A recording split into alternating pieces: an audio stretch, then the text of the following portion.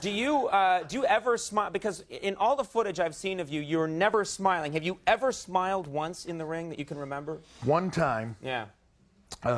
About a year ago, maybe a little bit less than that. There's a wrestler that wrestles for us named Al Snow, and I was wrestling Al Snow in a match on television, and I picked him up for a suplex, and what's the suplex? It's basically a move where I hold a guy straight up in the air. His head's here, his legs are straight up in the air. I let the blood rush his head for about 10-15 seconds and then drop him backwards. Yeah, I do that sometimes if I a little sticky situation. Yeah.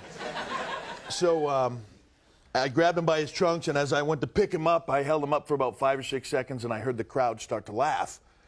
And I was kind of confused for a second. The referee came around the front side, looked up, and went, "Oh, God," and started to laugh. And I looked up and realized that his trunks had slid all the way over to this side, and he had nothing on underneath his trunks. Right. And the hard part is people are laughing, which... Yeah. I can attest, this is not a pleasant situation. They should have been. It looked like a grub worm was trying to burrow out of a fur coat. All right. Wow. Yeah. You're like James Joyce with these images. It was beautiful, wonderful images here. So anyways, I ended up, just, the crowd was laughing. I was laughing. I gave him the suplex, and on the way down, I just said, and,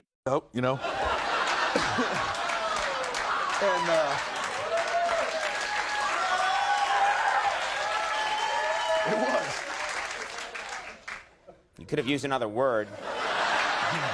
Could have said your grub worm is showing. But no, that's not.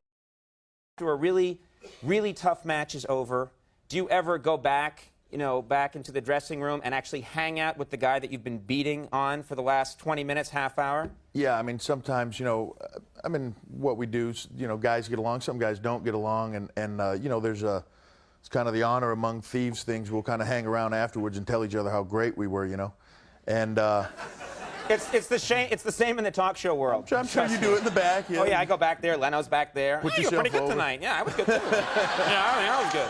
Your chin looked great. Yeah. But there was actually just a little while ago, a funny story is I was at Madison Square Garden. We had a pay-per-view there called the Royal Rumble, and I fought Mick Foley. Right. Actually, Cactus Jack. He's been on here before. Yes, he's been here.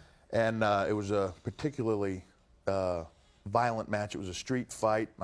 You guys are like hitting each other with chains, chairs, We went at wire. it with everything. We had 2x4s covered in barbed wire. Right. There were 20,000 thumbtacks in the ring. Yeah. I mean, we did. What a wonderful sport. Yeah. Yeah. I got a hole punctured in my leg, Right. and so anyways, after the match is over, I've got stitches in my leg, stitches in my head. I look like a Spirit of '76, like the drum player, the big bandage around my head.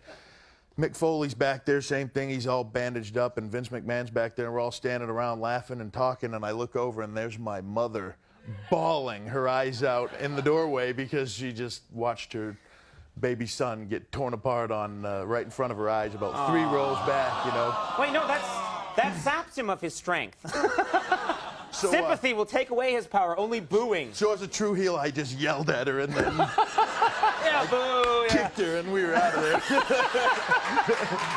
Hey, I like how you thought people were going to boo you kicking your mom, but our crowd's like, ah. All right. New York. Yeah, that is a New York crowd. Well, the Summer Slam is on August 27th on pay-per-view. And Triple H, very nice to have you here. Nice. Thank you very much.